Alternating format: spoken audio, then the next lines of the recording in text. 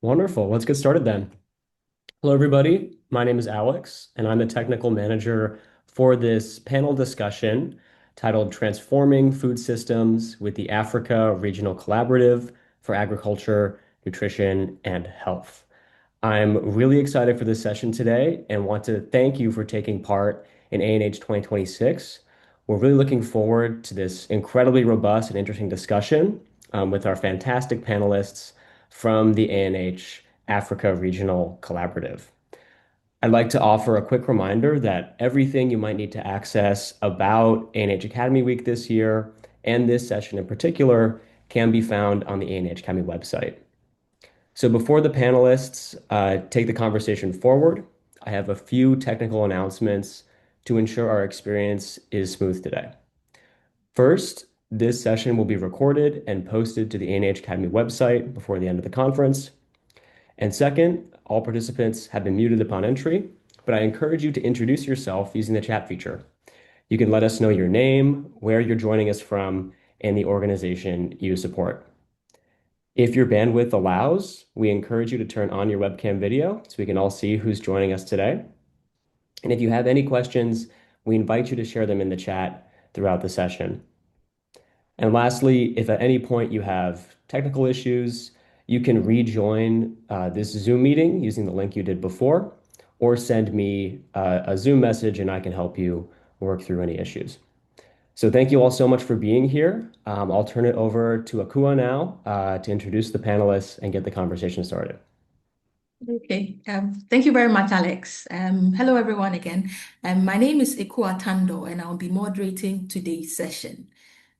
Again, I would like to welcome you all to this panel discussion, which introduces the Africa Regional Collaborative for Agriculture, Nutrition, and Health, a multi-country initiative bringing together African institutions, global research partners, and policy actors to strengthen evidence, policy and investment in food systems and nutrition across the continent.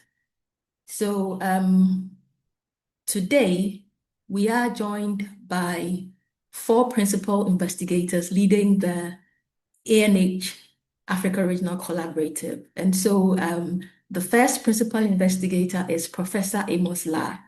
Professor La is a professor of public health nutrition at the University of Ghana and director of the Africa Regional Collaborative. He leads the collaborative's work on food environments, diet, quality, and health. Our next principal investigator is Dr. Alabel Welde Selassie, who is an economist and lead researcher at the Policy Studies Institute in Ethiopia.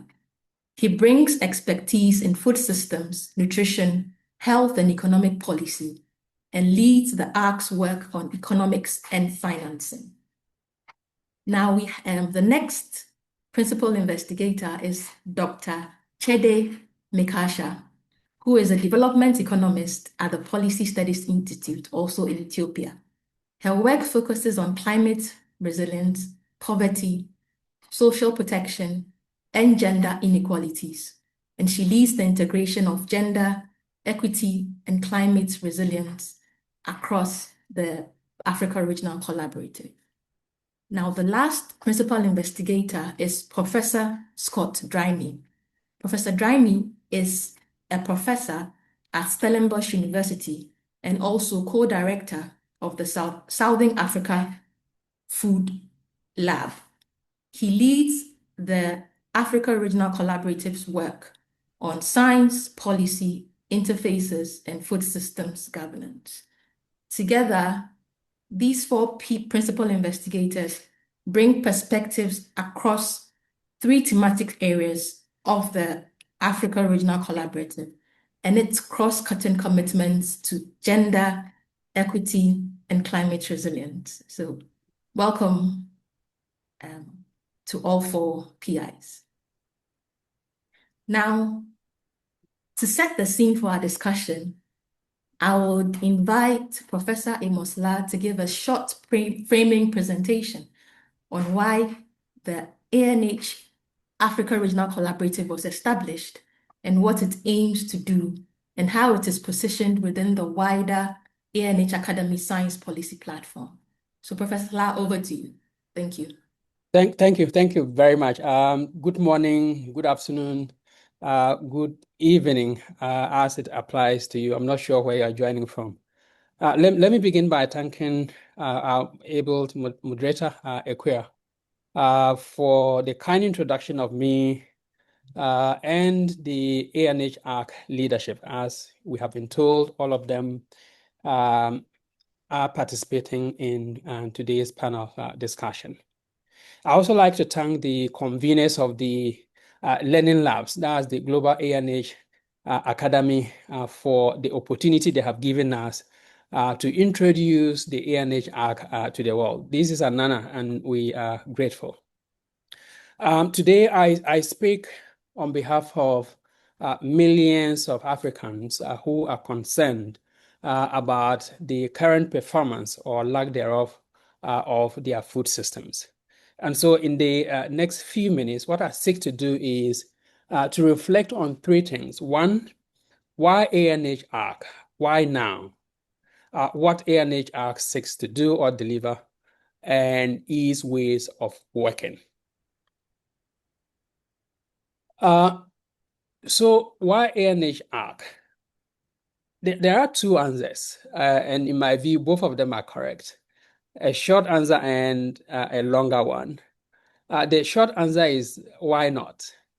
As the longer answer, yes, ANH-ARC because Africa's food systems are being battered by multiple conversion pressures.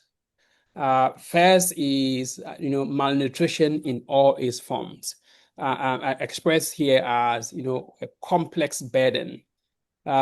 Malnutrition in all its forms, including undernutrition, micronutrient deficiencies, obesity, diet-related non-communicable diseases, are no longer separate problems.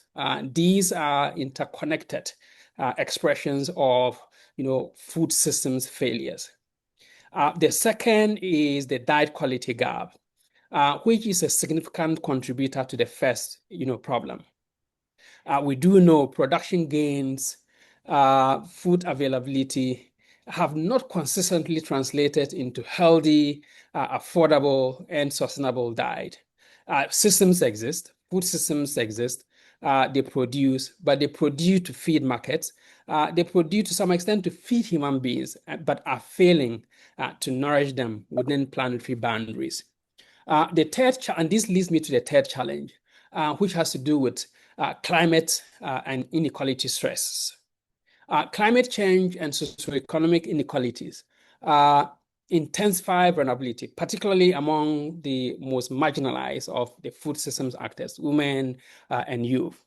And to the fourth, evidence to action failure, which we have put here as also, policy poverty. When we refer to policy poverty here, we are not talking about just the absence of policies, but the absence of policies that are fit for purpose. And so knowledge is growing. We do know that in the food systems, but there's fragmented policies, weak integration, but also power asymmetries that continue to limit uptake of the policies, especially at scale. And so the ANH-ARC has argued and continue to argue that it isn't just about producing more and more and more evidence, but that we need to address the missing middle, which is coordinated integration. So evidence to policy, and policy to investment, investment to implementation. And once we have implementation, then our ultimate goal of having Africa's food systems transformed can then be, achieved. And so until these challenges are meaningfully and sufficiently addressed, food systems will continue to do what they do, as I noted, produce to feed, but not nourish populations within planetary boundaries.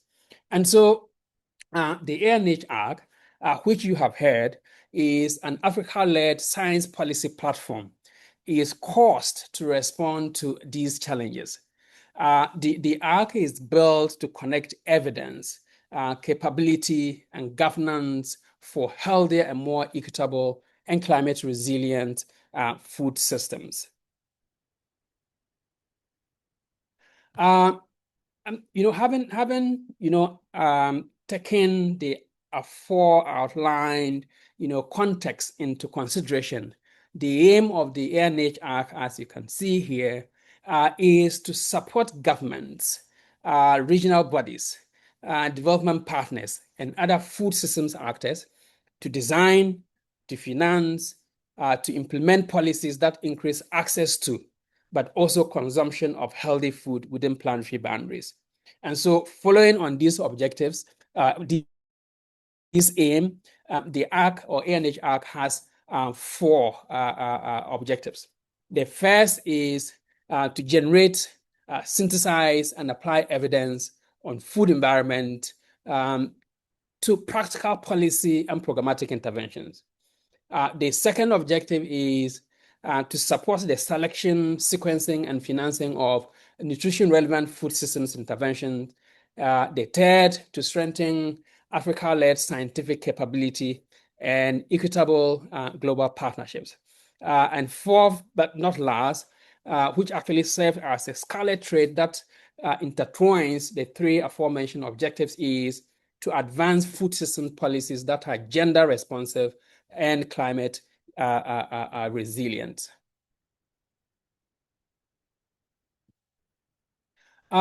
So how does the ANH work?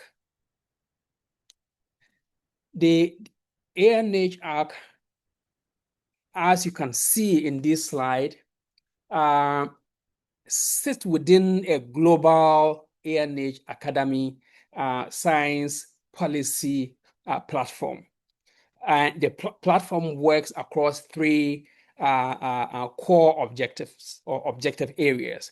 So research and evidence landscapes, knowledge translation and policy uptake, and then global science capability and collaboration. And all these areas matter because evidence, we know, doesn't have legs. Evidence cannot move and get to where we need it to be. Evidence needs institutions, evidence needs communities, evidence needs to be translated, and people who can then carry this evidence into policy spaces. So all of them are critically important. And so the ANH-ARC draws from this global platform, but then grounds its work in Africa's realities. For example, as to what evidence is needed, by whom, for what decision, and under what governance conditions. All those got to be driven by the knowledge and need and challenges of Africa. One of the strengths of the global platform that we are really proud to be part of, and I'm referring to the ANH Academy Science Policy Platform, is community. As you can see here, the platform brings together over 13,000 members in 160 countries, researchers, practitioners, policy makers, lawmakers, other food systems actors, including civil society and even, journalists. And this diversity, again, matters because we're talking about food systems. Food systems transformations cannot be delivered by just one discipline. It can't even be delivered by one ministry, not by one donor. And so one research team or one research group cannot deliver this. We have said time and again, agriculture alone cannot solve all the nutrition problems of Africa, and nutrition can't solve all the food or food environment challenges that Africa is experiencing. And so we argue further that evidence alone can also not solve the governance challenges or failures that Africa is experiencing in this space. And that's why we need this multiplicity of actors, of discipline, of stakeholders to be able to sustainably and meaningfully address this challenge. As a wrap up, I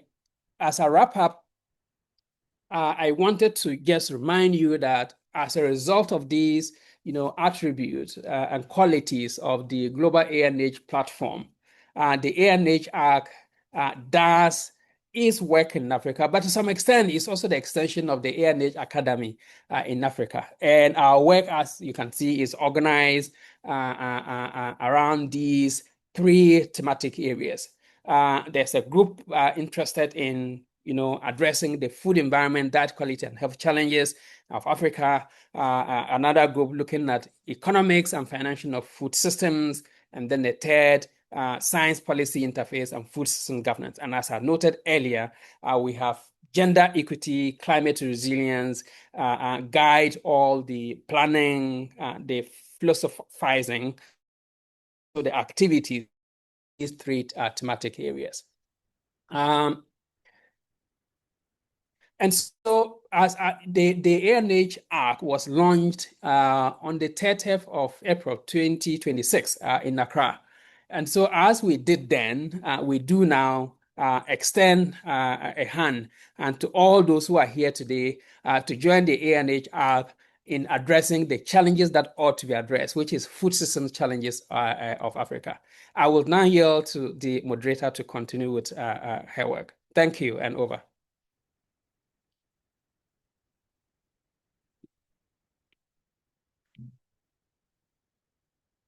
Okay, so Equia is muted at the moment.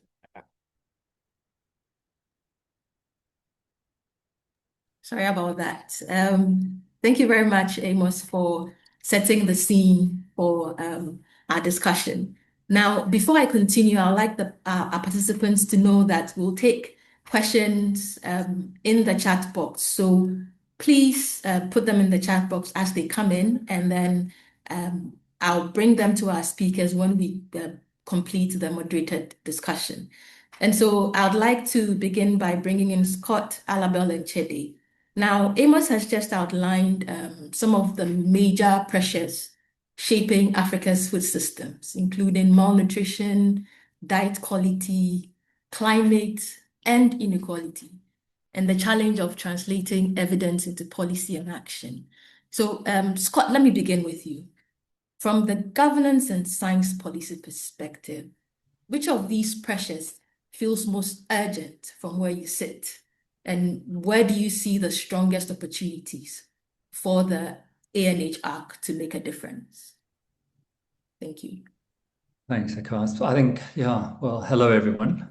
I think it's very difficult to pinpoint one or other of the stresses, and I like to think about multiple stresses that are often entwined in quite complex ways in particular places that very, very quickly unravel the progress that we are making.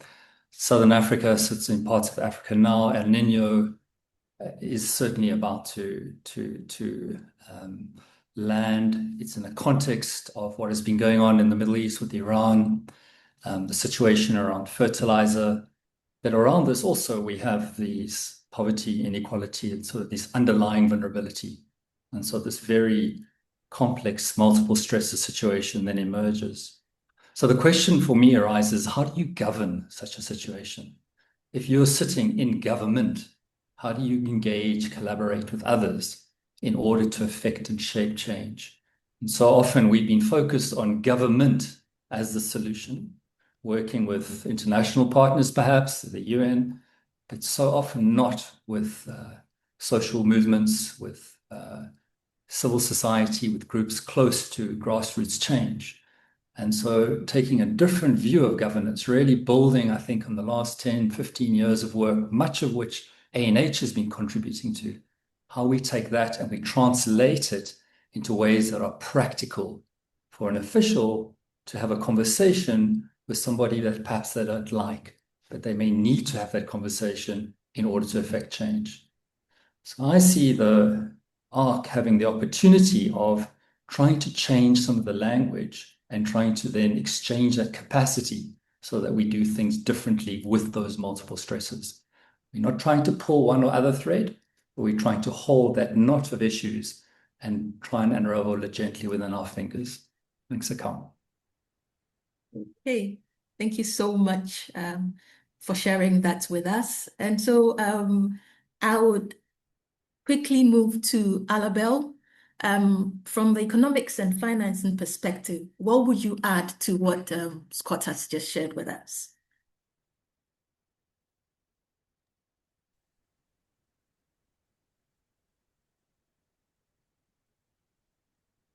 Alabelle, you're muted. Thank you. Thanks, Akwat. Good morning, good afternoon, good evening. Let me add on what Amos and Scott said on the African food system. As you all know, I think the African food system is under pressure for various reasons, particularly due to rapid urbanization, population growth, and other factors that that make the food system under pressure, like the climate change and the persistent burden of malnutrition. So, and the other point that is really very important to raise here is the critical important role of the agriculture, which plays a very important role in supplying food and income for the majority of the African population. So despite that important aspect of the agriculture, it can't supply educate health food for nutritious for all in Africa. This is basically due to fragmented policies across the different sectors, agriculture, health, environment, and other interrelated sectors, which make up the food system. The other important factor which makes this the agriculture doesn't play good role in terms of providing this food is the supply chain is very constrained along the food, especially along the nutritious food supply system. There is also underinvestment in nutritious food, especially in most of the African countries. And as Scott also said, there is weak governance across the different sectors, not just in terms of fragmenting of policies, but also even in terms of governing the different sectors towards the same goal is very important. So these challenges are even exacerbated by the absence of data gap that hinders effectively designing the investment and policies for the improving the food system. But on the other hand, we have opportunities that exist in the continent.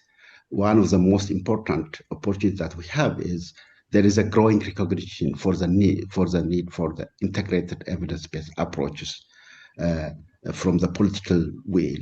Also, there are some innovations in terms of financing and measurement tools that's going on around the world this time. So the ANH-ARC academies now is timely for that to synthesize all these knowledges and evidences that exist, as Amos said. When we look at in terms of this economics and financing, there is a misalignment of policy investment and financing, as I said, along the different sectors. So generating evidences and robust economic and policy relevant evidences is very important to inform appropriate to inform the policymakers or decision makers, even practitioners, to design and implement food system interventions towards improving the nutritious food. So in terms of economics and financing of the ARC, so we aim to generate evidences on policies and priority investment options so that we can identify feasible physical and policy options to generate the alignment along these sectors. For now, let me stop here. Okay. Thank you. Right. Thank you very much for those important points you raised. I have a few follow-up questions, but I will move on to Chede to get her perspective from the gender equity and climate resilience perspective. What stands out to you? Thank you, Akwa. The challenge that African food systems face are multifaceted. Of course, climate change is one of the major challenges affecting agricultural production, food prices, nutritional outcomes, and it also exacerbates the existing inequalities that we have in Africa.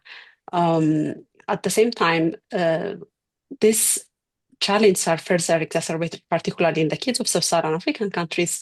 They are further exacerbated by conflict and instability, which tend to disrupt markets and supply chains. And added to that, following urbanization and change in income, we also see that traditional diets are being replaced by more processed and energy-dense foods, which adds to the double burden of malnutrition that Amos was talking about. And these challenges are even more severe for the most vulnerable groups like women and the youth in African countries. Actually, what makes this challenge particularly difficult is that the challenges are deeply interconnected, but our evidence systems, our institutions, and our policy response are quite fragmented. So that makes it quite difficult. But at the same time, I also see some reason for optimism because, as Al pointed out, there is a renewed political commitment to transforming food systems in Africa through initiatives like the CADIP, the Kampala Declaration, and the Agenda 2063. There's also this economic integration efforts like the African Continental Free Trade Agreement, which strengthen regional markets and food supply chains. And we also have these digital innovations and climate smart technologies, which help us to minimize the impacts of adverse climate shocks. So for me, this is exactly why ANH-ARC is needed now, because Africa has the political momentum and there are growing opportunities. So what's often missing is integrated evidence to guide action. So ANH-ARC is in the right place to bridge disciplines and sectors and to connect science with policy so that we can translate the commitments into impact. Thank you. All right. Thank you very much for that. I'm looking at the time and I really have some follow-up questions to ask, but I would want us to dive deeper into the various thematic areas for the ANH-ARC. And so I will move to Amos and find out from him. Despite decades of research, healthy diets remain out of reach for many people across Africa. Now, what evidence and pathways will the ANH-ARC generate to improve the availability and affordability of healthy diets at scale? Thank you very much. This question goes to the heart of why ANH-ARC exists. For those of us who have been in this for some time now, we do know much of the research that has been done, including ours, a lot have focused on identifying the problems, describing the problems. Whilst that remains important and we need to do that, I think as ANH-ARC, what we see as the next frontier is understanding how to solve those problems. And so, and our starting point as ANH-ARC is with the food environment. And we're starting with the food environment because these, we all agree, are the everyday interfaces that between food systems and diets. Food environment determines what foods are available, whether they are affordable or not, whether they are accessible, either fiscally, economically, whether they are convenient, desirable, or ultimately consumed. And so if we are able to change food environments, we create the conditions that make healthy choices the easier choices. So that is our starting point. Therefore, ANH-ARC would generate evidence, particularly three mutually reinforcing forms of evidence. One has to do with evidence focusing on, implementation, policy implementation. So implementation evidence. We want to know not only what works, but what works in the African context. What works for whom? What works under what conditions? And as colleagues from the thematic area too would ask, at what cost? So that's one form of evidence that ANH-ARC seeks to generate. The second form of evidence is, policy evidence. I just talked about implementation evidence. So policy evidence. We are interested in examining the effectiveness, but also the sequencing, as you saw in Objective 2, and financing, but also political feasibility, thematic area 3, of some of the interventions that we are talking about here.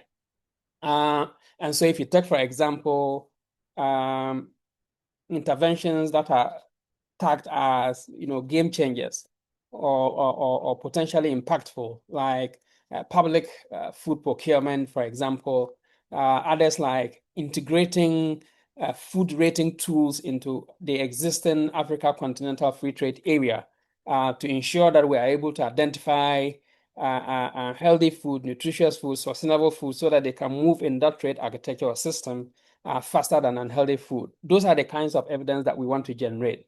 And then the third piece of evidence is then the knowledge translation evidence. Too often we have excellent science that we generate, we publish them in journals.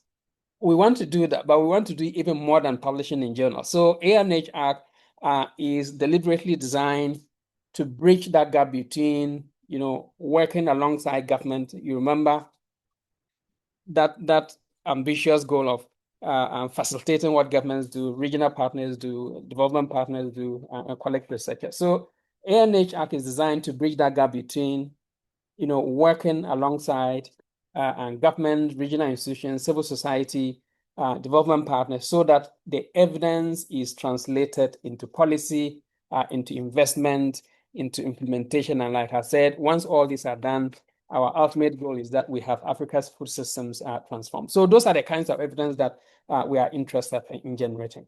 Thank you. Thank you very much for that response. You've given us a very useful way of thinking about the next frontier, moving from describing food environment problems to understanding what works for whom, under what conditions, and at what cost. So that brings us naturally to economics and financing. And so my next question is for Alabel. So Alabel, from your perspective, how will ANH-ARC work help align policies, investments, and measurement systems to drive food systems transformation? Okay, thank you. This is a very important question. In terms of this thematic area, in terms of this economics and financing, we are thinking to categorize the evidence generation into three components. The first one is we want to analyze the economic incentives and market structure in along this nutritious food in the continent. So in here, what we are going to do is we want to analyze how economic incentives, market structures, and financing mechanism can be aligned with the nutrition and health outcome. This is one of the most important things that we have to address under the ARC, so that we have that kind of alignment across the investment and financing as well as the policies. So the second, it's not just with generating evidence on this, on the incentive structures, but we should also assess the mechanisms, the financing mechanisms, how the different investments we are going to generate can be financed so that it can be implemented effectively with available finance, with available resources. So once we do that, we are not living alone that just, okay, things are, the private investments are identified and then they are financed. So we should also go beyond that and monitor how that is it really implemented accordingly so that they can meet their objective. So what we are doing is we will be developing and integrating food system matrices that help to track the progress across the nutrition, health, equity, and climate change through supporting the better monitoring and accountability and adaptive policy making. So we're not just generating evidence in terms of prioritizing of the investment, where we can develop incentives for an efficient market for the nutritious food, but also we are developing the feasible mechanism, financial mechanism within the available resource and under the disposable of these governments, development partners, the private sectors. And then we want to develop indicators how to monitor those priority investments and financing mechanisms so that we can meet finally our objective. So these are the basic things that we are going to spend our time and in the future for under the ARC. So we believe that this approach ensures policies and investments are aligned with the nutrition and health goal, and also strengthens the capacity of national and regional actors to drive sustainable food system transformation. The second thing that this is about evidence generation. So evidence generation doesn't end by itself if one wants to really have influence on the policy impact. I'm currently at the University of Ghana attending Evidence to Action conference. Yesterday, the chief of office of the president of the Ghana said, okay, you researchers are producing 200 pages of technical report, but we need only 2 pages of how to understand that. Yes, this is a very important question that ARC is going through. We want to develop this knowledge translation mechanism. We are developing a knowledge translation mechanism whereby our technical reports can easily be understood by policymakers so that they can do their job in terms of using that evidence. So that's one and the other aspect that we are aiming to do under the ARC. Thank you, Aqua. Let me stop here. I will clarify when the questions are there. Okay. Yes. Thank you so much for giving us those practical examples of the kinds of investment or financing mechanisms that could better support nutrition and health outcomes. And so my next question would go to Scott. So even where evidence and financing exists, action often depends on whether institutions can work across sectors. And so from the science, policy, and governance perspective, how will the ANH-ARC help strengthen the platforms and capabilities needed to move evidence into coherent policy action? Well, thank you. That's a great question or set of questions. We have a number of streams that we have in mind, much of it building on what the ANH already does. So the very rich work with curriculum development, with seminars or webinars, working with graduate students, these things we will collaborate very, very closely with colleagues to enhance those and to bring new evidence into those processes. So that's, I think, is a given, engaging with the ANH Academy Week in 2027, which is very likely in South Africa. These are, I think, very practical processes that we will work with in order to bring that interface closer between researchers, science, and those that can actually use it. But something that we're going to really work with together is something that we're calling living labs, which are essentially processes, structured, iterative, immersive learning processes where different actors will be brought together with scientists and researchers to embark upon sort of adventures of collective inquiry. So Amos talked about food environments, and he described it really beautifully about what that looks like. So what we have in mind is setting up a set of living labs in, for example, South Africa, in Cape Town or Johannesburg, or maybe in Accra, in Addis, where those that are engaging with that lived reality of food environments will come together with those that are within those food environments to really immerse and learn. So translating the science of early childhood development, nutrition, water and sanitation with policymakers, decision makers to see that and to see the interaction and how these issues very, very quickly make ridicule of the sectors in which we set ourselves up. And these are methods that we've been working with for some time, and we plan to have these in place for the next 2 to 3 years, where the science will be used to design these processes of learning. We will draw different actors together. We will work with them to perhaps stop talking and to start listening much more, and then to engage with those directly affected by the issues, with the science helping mediate and translate what's emerging. And so we're going to have a number of these, as I said, these living labs set up. It's important to say that we're going to work very closely with the researchers that are embarking upon lived experience research. Chris, Peter, many of the others are going to be working with fairly innovative research methods. And what we want to do is bring those methods also into these living labs, as ways for also building the capacity of scientists and researchers to do things differently, to sort of shift away from their disciplines and blur those boundaries just slightly. So that's some of the examples of what we're going to be doing. Thanks, Akal.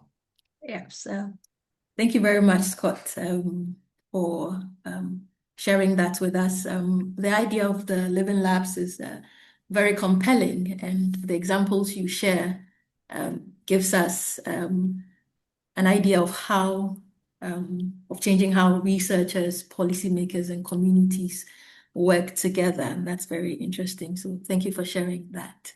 And so that brings us to the cross-cutting dimensions of the work of this collaborative. And so my next question will be directed to Chede, who leads the gender equity and climate resilience component of the collaborative's work.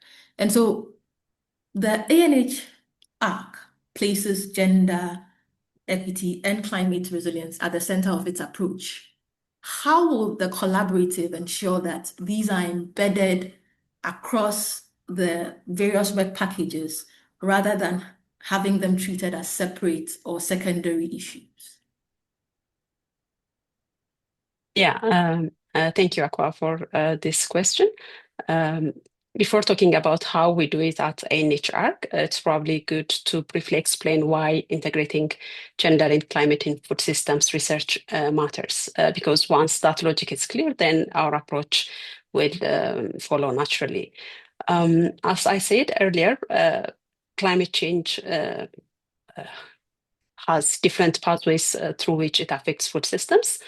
But understanding those impact pathways is only half the story. The other half is actually understanding who actually bears the greatest burden of those adverse impacts. Perhaps the best way to think about it is like a climate shock never affects everyone equally. It strikes a social structure which is already unequal. So that's why we're interested to look at gender and climate together. And this particularly matters for sub-Saharan African countries where gender inequalities and social norms continue to shape how climate risks are experienced and managed. So in Africa, women play a central role in food systems transformation, but they have fewer resources and opportunities and decision-making power that they need to adapt and thrive. So whenever there is a climate shock, that will act as a threat multiplier, meaning that it amplifies already the existing inequalities in the continent. So Particularly in sub-Saharan Africa, women often bear the greatest burden of climate shock, spending more time collecting fuel and water, taking additional unpaid care work, and in many contexts, even managing farms, because when there is adverse climate shock, the men tend to migrate to the cities to look for better opportunities, and women are supposed to take all the responsibilities, but oftentimes without greater decision-making power and without access to more productive resources. So this is exactly the reason why we don't see gender and climate as two separate issues. We believe that they are interconnected dimensions of food systems transformation, because if we ignore climate, we risk designing interventions that will be fragile under climate stress. And if you ignore gender, you end up excluding the most vulnerable sections of the society.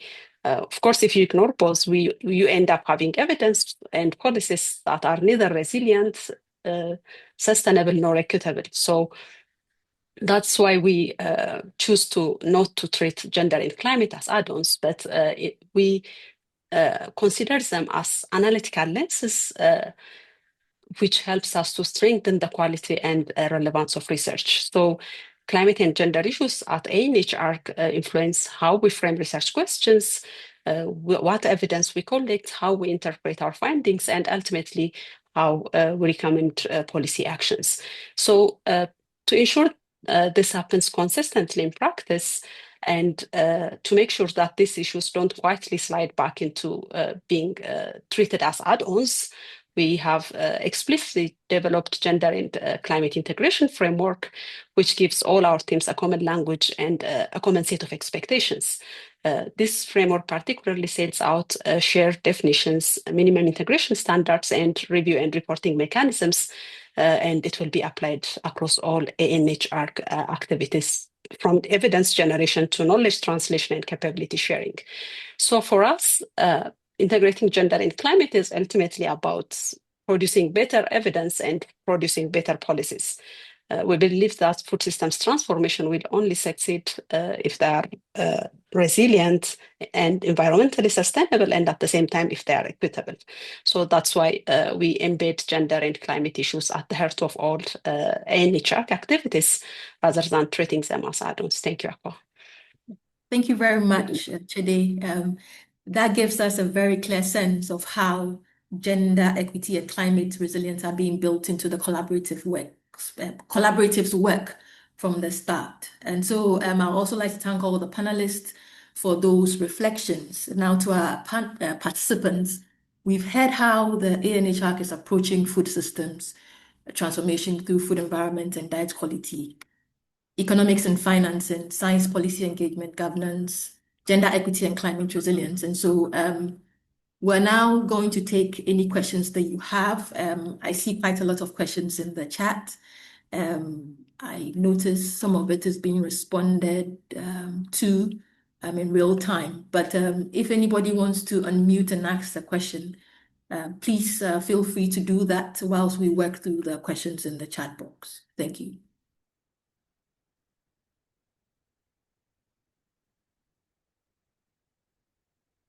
So if there are not any questions at the moment, I'll just move on to a question from Miusa asking, I think this question is directed to Scott. She's asking, will the living labs include school and food environments, and what will be the approach in very practical terms? Great, thank you. So we haven't fully designed the learning labs, but I imagine that they will take shape over time and that they will explore a range of different things as issues emerge. So an example is that over a period of 18 months, we worked with a local government in a part of South Africa. And in that, there were, I think, 9 or 10 what we call learning journeys that explored different facets of the food system, including the food environment, both formal and informal, engaging with different actors in that. And essentially, we followed where there was the energy or where there were the issues. And so that iteration also allows us to be very practical, but also very relevant. In that process, we are very careful that we embed issues of power and agency. Much of what said is talked about. So really taking the framework about gender, but other questions around equity and climate, and making sure that they are close to design. So practically, what does it look like? It's essentially a group of people that will be invited into a learning experience. People that will come from government, so different levels of government, with NGOs, with representations of grassroots movement, that will essentially start a process of letting things go. So in other words, not coming into a workshop with preconceived ideas or expecting to be taught by academics or researchers, but rather coming into a process of letting their own sense of knowledge, their own sense of authority go and adopt something of humility. And in that, then visit that system where a number of sites will have been established where those that are directly affected by it, so for example, informal traders or practitioners working with early childhood, will host conversations and share experiences. The sum total of all of these different experiences are then brought together into a reflective workshop, where a sense-making process is undertaken. So what are the key issues? What are the kind of solutions that emerge? What are the real sticking points or issues? What are intractable, insurmountable issues, and why have those persisted? What are the questions that we are asking as researchers? What are the resources that we are bringing as government? And in those conversations, those facilitated dialogues, very interesting new ideas emerge. But probably what's more important is that very interesting new relationships develop between people that don't necessarily speak or engage with each other. And it's those relationships that often take quite exciting opportunities forward. So it's both new ideas, new relationships, and then hopefully in the process, the commitment to actually do something about that. So we really look forward to working with you, for example, in some of these learning labs as they take place. Thanks. Okay, thank you so much, Scott, for that response. Fiorella shares a resource with everyone. She says, feels like this conversation echoes a lot of what's highlighted around gender issues in the many challenges and opportunities in food systems, transitions in sub-Saharan Africa, and there's an FAO report which is worth looking at. And so I will encourage everyone to download the report and have a look at it. The next question we have is from Diane. And Diane says, a very interesting discussion, but how are we dealing with the sustainability of these policy actions? Who will implement these recommendations? The extension workers, and are they trained to handle these new action, like new protocols and insights? Are their lived experiences included? How will we collaborate with the education system to integrate these new policy actions in the education curricula of pre-service training? That's quite a long question. I think it would go to everyone on the panel. It's important to also work on this side of the coin.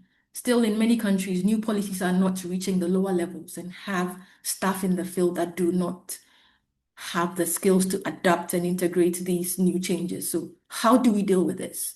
So as I said earlier, I would open up this question to all our 4 principal investigators, and anyone who wants to have a take at it can do that whilst we wrap up. We're almost out of time here. So if anybody would want to. I could just start briefly, and then I'm sure Shede with climate issues would like to respond to this as well. And I agree with you. It's a very important, question on sustainability.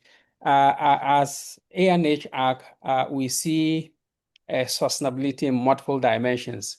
And I believe the center of her question relates to what I would refer to as, temporal sustainability. What happens after 4 years of ANH-ARC? And so the capacity we are building, the networks we are forming, and others that we already formed, we are cementing, would contribute to ensuring that this dream does not die after 4 years of ANH-ARC. That is one dimension. But like I said, my colleague Shede and others can also talk about the fact that we are looking at sustainability to just beyond time. So climate-related issues, the sustainable healthy diet issues that we are interested in addressing, other dimensions of sustainability that ANH-ARC is interested in. Okay. Thank you for that. So just one more perspective, if anyone wants to share anything on the question that we're discussing. Chede, would you like to give a brief reflection? Or? Yeah, of course. Yeah.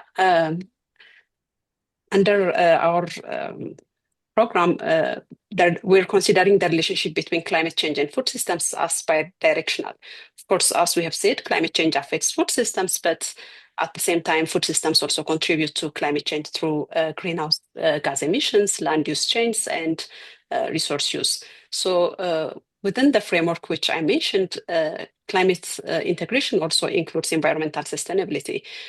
So that means we're not only considering climate risks, but also how policies and interventions affect land, water, biodiversity, ecosystems, and greenhouse gas emissions. So the simple question that we are asking is that will this intervention remain effective over time without degrading the natural environment on which the food system depends on? So we take these issues very carefully. Yeah, thank you. All right, thank you so much. I see there are a couple of questions in there, but I'm conscious of time. So please permit me, but we would have to pause the Q&A for now and then continue. But the question we just answered has really brought together many of the issues that has been discussed today: implementation, capacity, sustainability, and the importance of ensuring that policy actions reach the people and the systems expected to carry them forward. And so just to wrap up, thank you everyone for those excellent questions. To wrap up, I would like to invite each panelist to share one brief closing reflection. So in one sentence, what is the key message you would like researchers, practitioners, and policymakers to take away from today's discussion? And how can they engage with the ANH-ARC going forward? Alabel, you may start. May I start with you?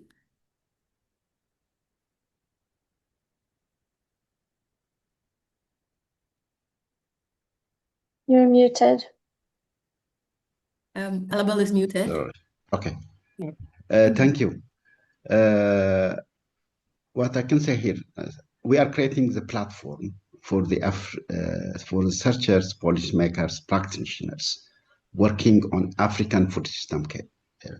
So this platform is for you all to contribute, to share data, and participate in every aspect, including the co-designing of all the research under thematic areas. So please, our door is open. Please knock it, and we will really accept that one. That's what I can say at this time. Thank you. All right. Thank you so much. Scott, your closing thought? Yeah, so I think it's the vision that the ANH has had to bring together these very diverse organizations across the continent in terms of enabling this collaboration, and already the very rich insights that have emerged just in terms of the very early design of what the ARC is going to be all about. And I think that's what the platform is essentially going to do. It's about connection and collaboration. And I think that's really then, I think as Alabel said, an invitation for everyone to then engage on that. So for example, the Ghana food movement has already made something really interesting in terms of what maybe that living lab in Accra might look like and entail. So that's an example of an immediate opportunity. Thanks, Ekal. Okay, thank you very much. Chede, anything to add before I move to Amos for the final reflection?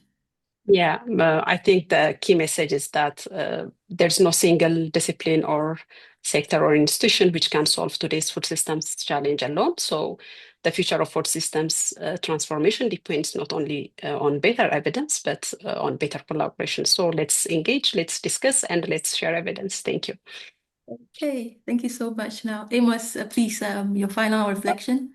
Thank you. Just building on what my colleagues have said. And so for me, if there's any one thing that I would like people to leave here with, is the fact that as ANH-ARC, we have come to the realization that food systems transformation is not primarily a knowledge problem. It is a translation problem.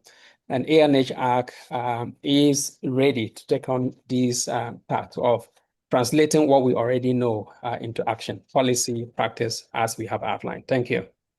Thank you very much, Amos. And thank you again to all our panelists for such a rich and thoughtful discussion. We're also grateful to everyone who joined us today and contributed questions and reflections. Just to reiterate what Amos said, what has come through very clearly is that food systems transformation in Africa cannot be approached through one sector, one discipline or one country perspective alone. It requires attention to food environments and diet quality, economics and finance, and gender equity, climate resilience, and institutions that connect evidence to policy and action. And this is really the space ANH-ARC is seeking to strengthen. An African-led platform for generating evidence, building capacity, and supporting more coherent policy and investment choices for healthier, more equitable, and climate resilient food systems. And so we encourage participants to stay connected with the ANH-ARC and the wider ANH Academy platform for future activities, learning opportunities, and updates on the collaborative's work. You can do this by visiting the ANH Academy website and also following the Academy on LinkedIn, Blue Sky, and on YouTube. Now, Amos mentioned we launched the project in April in Ghana. And when we launched the project, we summed up this whole initiative in 3 words: evidence, policy, and action. And that's what the ANH-ARC is about. And we would love for you to be a part of it. Thank you once again for your time. Thank you. Thank you. Bye. Thank you, everyone. Everyone. Bye. Bye. Thank you, Sir Anu. Thank you, Not Ben Yen. Thank you, Selin. Thank you, Prof. Aqua.